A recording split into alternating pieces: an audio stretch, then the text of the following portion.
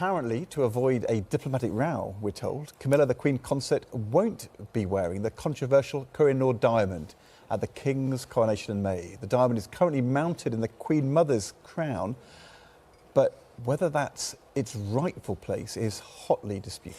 It's, in fact, India that claims ownership of the Koh-i-Noor, with the country calling for its return after they say it was seized in the colonial era. But what about other crown jewels? By returning this diamond, would we also need to part with the Great Star of Africa, which sits in the sovereign sceptre, mined in South Africa, 1905. The country has long demanded for the return of the 530-carat diamond. And for the return of its smaller cousin, the Second Star of Africa, which is set front and centre in the imperial state crown. So, should we give the gems back until the crown is nothing but velvet and mink fur? Do we care? Or is returning the crown jewels just a step too far? Let's speak to broadcaster Narinder Kaur and the UK director of the Common Sense Society, Emma Webb. Well, the thing with these things, it's not just about the stone, is it? It's for Indians. The Koh-i-Noor diamond holds the burden of all the humiliation of empire, all the wealth that was stolen from India. And when on my Twitter feed, because I follow all sorts of different people, as I'm sure Narinder does when you come from a different diaspora, the thing that was hashtag tweeting, or, you know, trending on mine during the Queen's funeral and the lying in state was take it back. You know, theft. It was those sorts of things that were also trending around the world. Well, it's certainly not all Indians, because the historian Zarir Masani, who spends his life between India and London, has made the argument that this diamond absolutely should not be returned. And one of the main reasons for that is because the ownership of this, I mean, obviously every artefact has its own distinct history.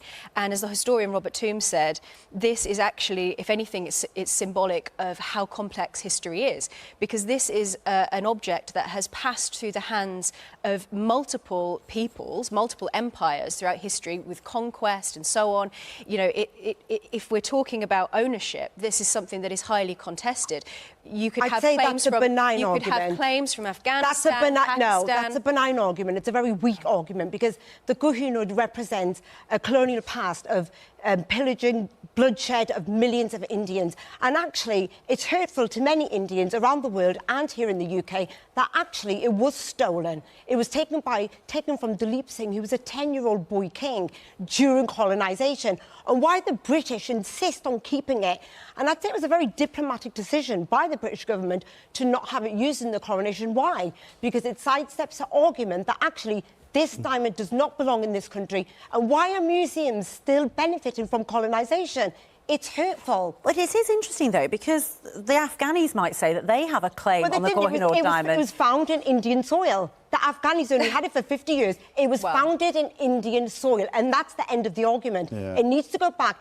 The British took it from India, from Dalip Singh, under the Treaty of Lahore, from a 10-year-old boy. It was not gifted. There is a wider problem here about, you know, there are so many of these different things, artefacts, which came from all over the world. We were showing that, and, you know, and you can say, are they being well looked after here? Are they on show in the British Museum? But why do the British feel they should keep loot from around the world? Yeah, I understand the British have got no right to keep stolen I'm actually about to support you, so give me a second.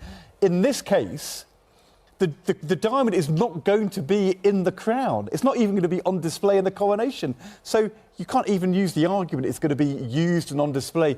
For history, for why don't we just give it back? It is on but display. It's Indians' history, and it's their history to tell. It is on display permanently in the Tower of London. Again, this is Zarir Masani's argument. So Indians from India have to come over from India to pay to look at their diamond from their culture, let me get my point across. From their country. Let Emma say. Because there's another case in India where they did acquire some jewels. It was put on display for a very short period of time, has since disappeared from public view into the government vaults, because the government say that they don't have the money to insure it, hang on a second, for public display. So Zarir Masani's argument, as a British Indian, is that if this this is to be handed back to India, and again, this is something that will be disputed. It's not the end of the argument. The coloniser doesn't get to decide whether it should go back. Who's the coloniser here? Because, the coloniser is Britain, and it's got a really bad history. Narinder. And actually, it's dehumanising Indians around the world because of the history of colonisation. Go on, Narinder. Narinder, the Sikhs in Punjab, who also, by the way, the ruler that you mentioned was also a ruler of Lahore. So is Pakistan going to have a claim of it?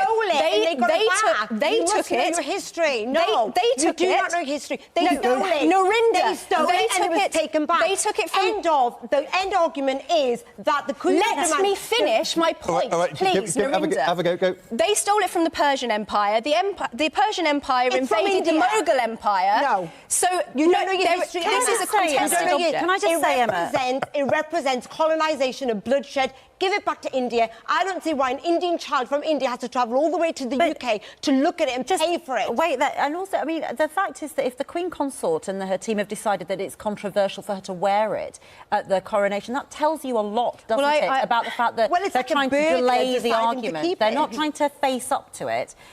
Well, the Royal Household is trying to delay this diplomatic round from emerging. I understand why they've made this decision. I can see why their advisors have told them to do this, but I think that it's a mistake. You think they should wear it with pride? And I think that ultimately the most important point... still telling us what to do. The most important point to make here is that it's about whether things can be seen, whether they will be on display. So India... hang on. So you're saying the UK Narinder, please. India doesn't know how to display their own diamonds. These objects are contested. Our museums will be completely stripped of everything if we go down this road. Because history is complex. Our museums are full of stolen goods. Give back everything. Our museums should not be benefiting from colonisation. Narinder and Emma.